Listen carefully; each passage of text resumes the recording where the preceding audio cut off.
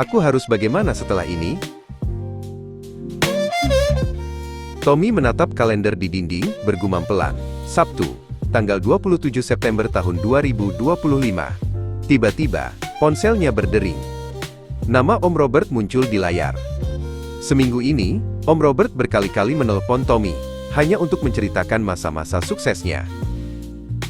Dalam hatinya, Tommy berpikir, rupanya Om Robert mulai gelisah memasuki masa pensiunnya. Tommy mengajak Martha untuk berkunjung ke rumah Om Robert. Keduanya duduk di sofa dengan setia, dan sabar mendengarkan cerita yang diulang-ulang. Di meja, cangkir-cangkir teh bunga telang sudah setengah kosong. Om Robert mengenakan kemeja batik yang sudah usang, matanya menerawang. Dan proyek jembatan itu, wah kalian tahu, itu proyek paling gila yang pernah saya pimpin.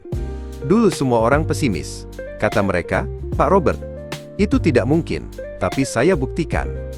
Berkat tangan dingin saya, jembatan itu selesai lebih cepat dari target. Waktu itu, Tommy menyela dengan halus. Om itu sudah cerita yang ke-7 kali loh. Minggu lalu Om sudah cerita soal jembatan ini.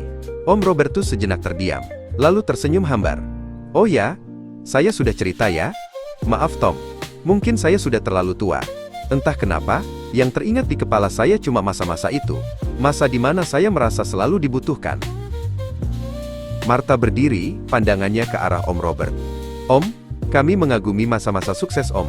Sampai sekarang pun masih bersemangat sekali, sindir Martha. Om Robertus menghela napas panjang. Kalian tidak mengerti.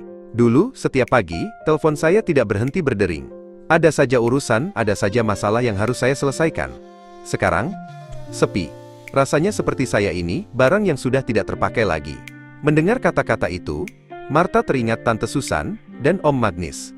Suami tante saya, Om Magnus juga sudah pensiun. Mereka sekarang tambah bersemangat. Rumahnya tidak jauh dari sini. Bagaimana kalau kita ke sana? Om Robertus berdiri, matanya sedikit berbinar. Benarkah? Bisa berkunjung. Siapa tahu mereka punya rahasia yang tidak saya tahu. Suasana asri, taman belakang rumah Pak Magnus penuh dengan bunga. Tante Susan sedang menyulam duduk di kursi taman. Pak Magnus sedang memangkas ranting pohon. Martha melambaikan tangan ke arah Om Magnus dan menyapa, Om Magnus, Tante Susan. Mereka membalas, lalu Martha melanjutkan. Ini Om Robert, tetangga Om. Baru pensiun, mau ngobrol santai. Om Robertus menyalami Magnus. Rupanya mereka sudah saling kenal. Betul Nis, saya merasa seperti ada yang hilang. Semua yang saya bangun selama ini, rasanya selesai begitu saja. Saya bingung, saya mau ngapain sekarang? Magnus meletakkan gunting pangkasnya.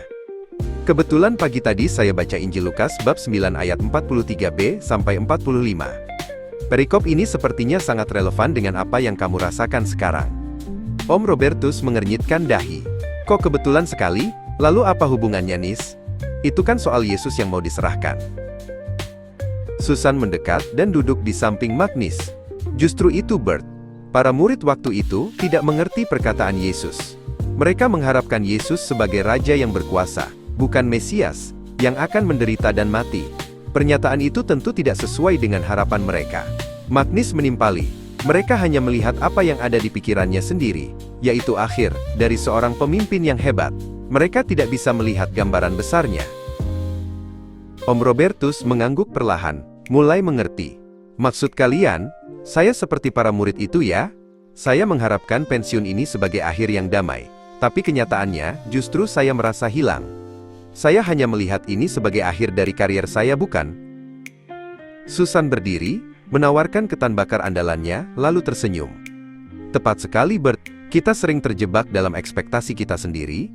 Kita tidak bisa melihat bahwa di balik akhir yang membingungkan itu, ada babak baru yang jauh lebih besar dan bermakna. Magnus mengambil cangkir kopinya, lalu mulai bercerita. Ketika saya pensiun, saya juga merasakan hal yang sama. Dulu, saya sibuk sekali, mengajar, memeriksa hasil ulangan, banyak sekali. Hampir tidak punya waktu untuk keluarga, bahkan untuk diri sendiri. Sekarang, saya bisa melakukan segala apa yang sudah tertunda, berkebun, sharing, membuat renungan, dan banyak lagi. Begitu loh Bert. Om Robertus, matanya berbinar, pandangannya lurus ke arah Magnus. Jadi saya tidak harus selalu bercerita soal masa lalu ya? Saya harus menemukan proyek baru yang sesuai dengan masa kini? Diam-diam Tommy dan Martha tersenyum, lalu Susan mengiyakan. Anggaplah pensiun ini sebagai penyerahan dari satu babak kehidupan ke babak lainnya, Bert. Itu mungkin terasa membingungkan, bahkan menakutkan. Persis seperti yang dirasakan para murid. Tapi di balik kebingungan itu, ada rencana yang lebih indah. Om Robertus kembali berujar. Nis, sekarang saya sungguh siap. Terima kasih ya. Pensiun. Selamat datang. Ujarnya lagi. Om Robertus, Om Magnus, dan Tante Susan mulai sibuk memangkas tanaman. Tommy mengambil kereta sampah dorong, dan Martha mulai membereskan meja kebun, lalu ujarnya. Om Tante Martha ke dapur dulu ya, mau masakin kangkung hasil panen Om Magnus. Tante Susan berseru. Sekalian gorengin ikan, tahu tempe yang sudah dibumbui di meja dapur. Martha berseru. Baiklah Tante.